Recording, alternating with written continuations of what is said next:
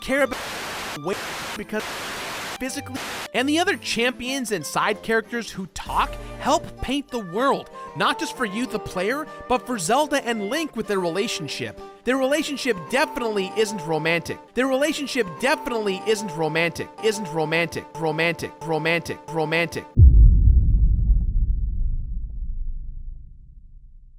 However, the princess herself, and I quote, only had eyes for her escort, her own knight attendant. This is it. The only piece of evidence that I need to prove that Zelda of Hyrule is in love with the one appointed to protect her, Link. If you complete From the Ground Up side quests, you get to see a scene where a wedding takes place. And at the end of that wedding, Bolson throws an endless stream of petals in the air. The infinite falling petals represent endless love. And what do we see in the final bonus scene when the camera zooms out? An infinite amount of silent princess petals blowing in the wind, representing the endless love between the princess and her knight.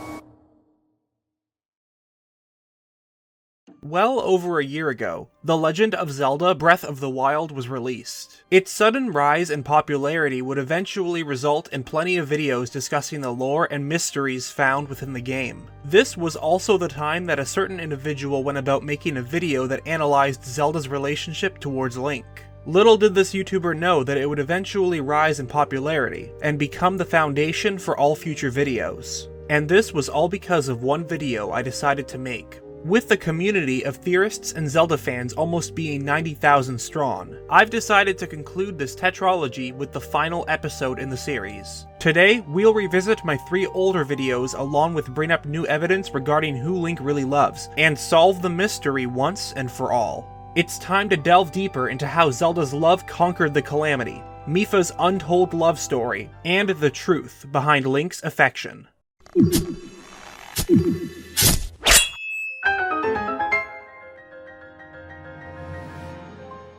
Alright, so before we get into the main point of this video, we have to do a quick refresher on past episodes in the series. Before this episode, a trilogy of videos regarding the relationship of Link towards the 2 main love interests was up. The first one, aka the very first theory made, talked about whether Zelda had romantic feelings towards Link or not. By analyzing the memories, diary entries, as well as Cass's final song, we were able to prove that she was indeed in love with her appointed knight. The second episode looked at this same question, but from Link's point of view. While it wasn't confirmed because evidence went both ways, my conclusion was that he indeed shared similar feelings. This was because of the bonus scene, where the symbolism in the last shot was fairly strong evidence proving that he did love her. The third and final episode was us trying to figure out if Link had loved Mipha prior to the events involving his interaction with Zelda and the Great Calamity. This was because we already knew that Mipha loved him, but the reverse wasn't so black and white. Needless to say, thanks to the Champion's Ballad, we got more information regarding their past. This led me to conclude that Link may have loved her, but only if he was able to live a normal life. The moment he took on the responsibility as the hero with the sword that seals the darkness, his path was changed to eventually fall in love with Zelda. Obviously, ever since those videos went up, there have been a few things I have wanted to address, even going as far as to say this in my Mipha episode. And I really want to do another video covering this pair, but while I want to do that, there has been another highly requested video. So let's finally do this. There isn't really that much to address in my first episode, as we had a song that pretty much confirmed it was Zelda's love for her knight that awakened her power. People did bring up a good point about this though. What if the love she felt for Link was not the romantic kind, as in she loved him as a friend? While this certainly is a possibility, it seems unlikely. This is because Cass reveals that his mentor was in love with the princess, but got jealous because she, and I quote, only had eyes for her escort, her own knight attendant. So the final verdict still stands that, yes, Zelda was in love with Link. Move forward to episode 2, where we looked at if the reverse was true. Did Link love Zelda in the same way? While he never says anything, there were a bunch of small details that helped us with this question.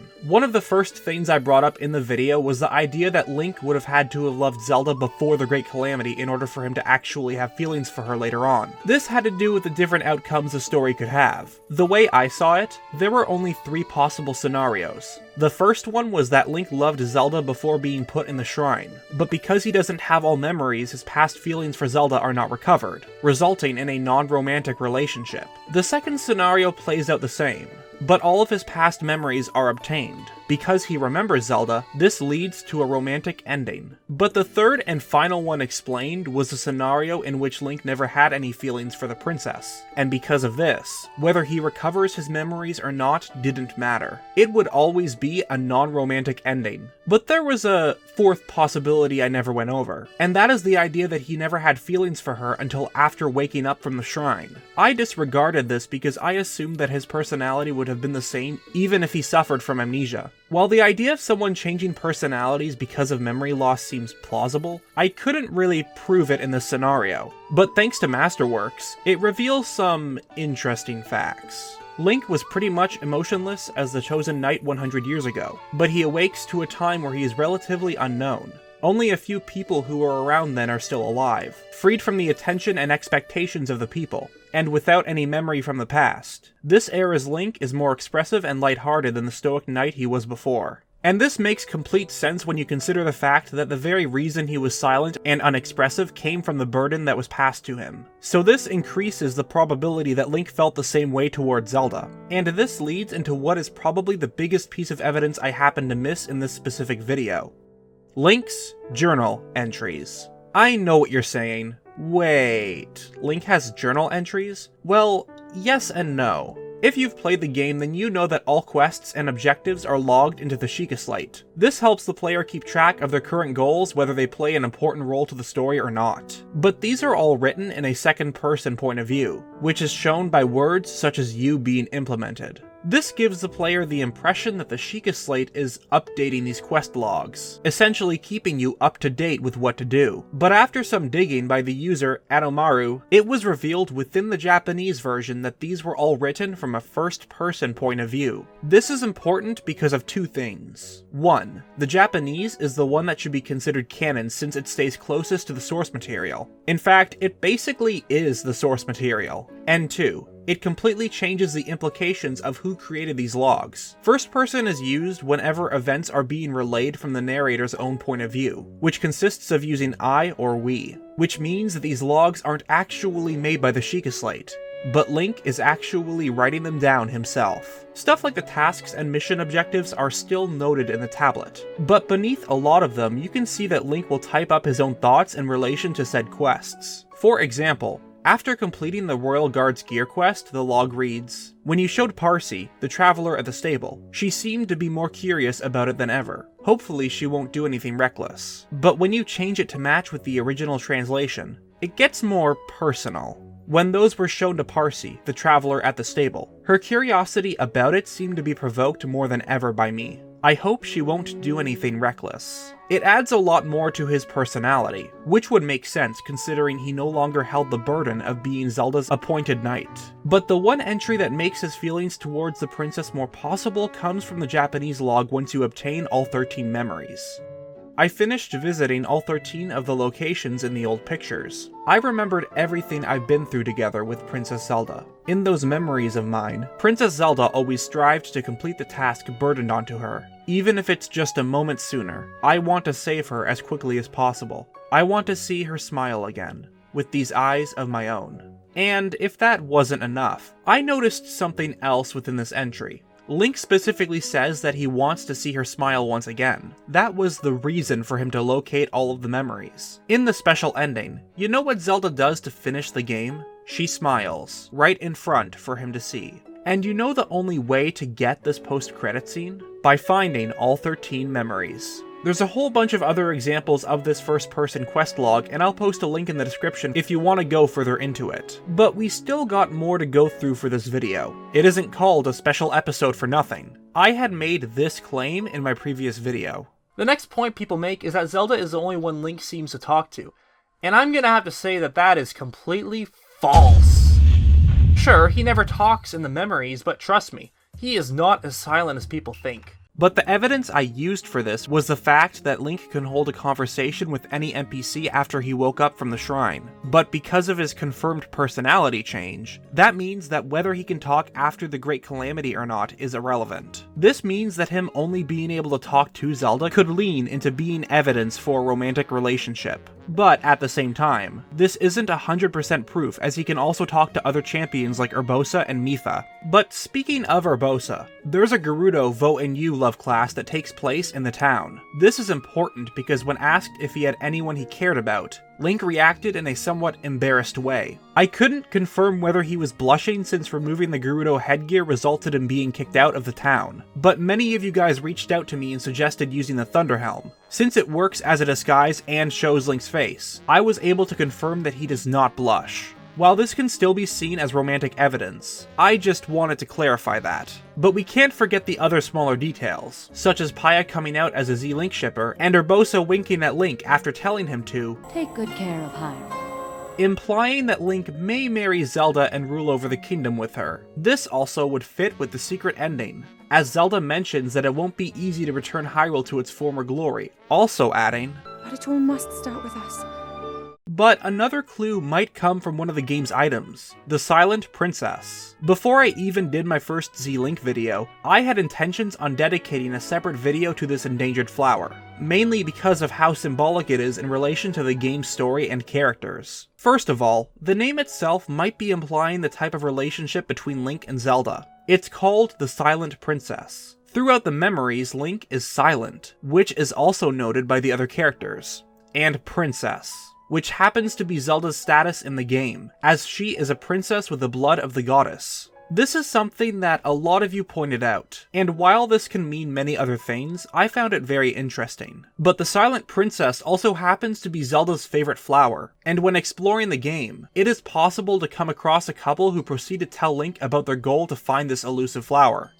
We've traveled for months in search of a flower called the Silent Princess. Legend has it, if you swear your love before its freshly plucked blossom, you and your partner will live a charmed life. This gives the flower more meaning, as it is directly connected to the subject of love. In the final scene, we also see hundreds of the flowers in the fields of Hyrule. While this most likely is symbolic of Hyrule being able to prosper once again, it could also be looked at as the love between the princess and her knight. And speaking of symbolism, the one piece of evidence that, for me, was the final nail in the coffin. When you complete the From the Ground Up side quest, you take part in a wedding. Bolson is seen throwing petals in the air, and later on mentions that the infinite falling petals represent endless love. And what do we see in the final shot of the secret ending? An endless supply of petals. Going even further, these are presumably petals from the Silent Princess, which we already established is connected to the themes of love. Some people made the argument that technically they are rising, not falling, therefore my argument is debunked. But, that seems a bit too nitpicky for my tastes. Plus, from what I noticed, some of these petals are falling. And even if they don't do that in the scene, they will eventually fall somewhere. And when Bolson releases the petals, he throws them upward only to come down later, so yeah.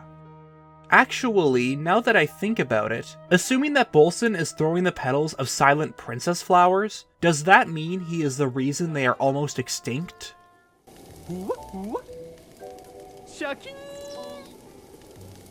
There also are some falling petal-like objects in the normal scene right after the credits. Just thought I'd point that out. And the post made by Nintendo, which celebrated the 1-year anniversary of the game's release, included a picture with both Zelda and Link.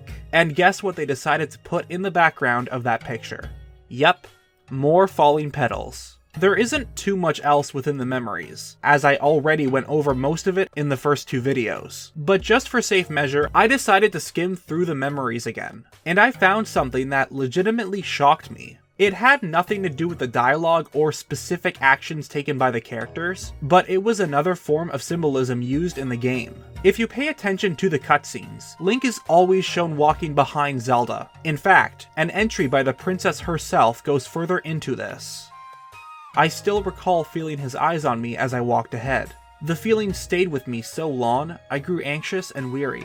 It is the same feeling I felt before in his company. And within the exact memory she's referring to, the last shot is taken in a very purposeful way, It shows the distance between both Link and Zelda. There is no form of bonding between them at this stage. Neither one is open to the other. Proceed through all the memories, and this pattern continues to emerge. Memory 5, where Link continues to walk behind, and even when she starts to warm up to him in the 8th one, there's still that bit of distance between the two. Memory 17 shows a similar pattern, and during the 14th there is still that distance between Zelda and Link. The one right after also portrays this, but the smaller distance between them shows how their relationship is improving. The post-credits scene finally shows them standing side by side, even when they walk away from the castle. And finally, there is the secret ending. Zelda makes her speech, then walks away from Link. But after this shot, Zelda looks back to him with the smile he fought countless battles for. And in the final scene of the game, Link is seen running up to her as they walk side by side back to the horses. This is the moment they both acknowledge each other as equals. The fact that Link runs up to her after seeing her smile shows that she has finally opened up to him. Remember, she once wrote in her journal that she wished to also bare her soul to him. In this scene, she is finally able to open up to him fully and accept her own flaws. As the last line in the game she says is, I suppose it would make sense if my power had dwindled over the past 100 years. I'm surprised to admit it, but I can accept that. Looks like both characters got their wishes. Link was able to once again see the princess smile, while she was finally able to open up to him and share the demons that had plagued her for all those years.